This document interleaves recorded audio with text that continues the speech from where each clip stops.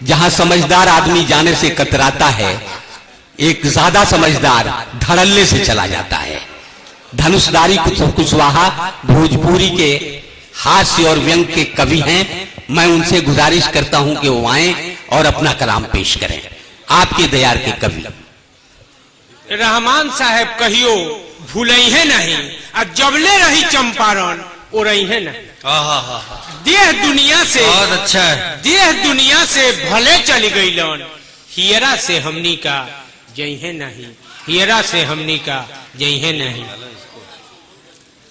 सुनाई दूसरे हवा निकलल, बुझाई सामरथ बउआ निकल।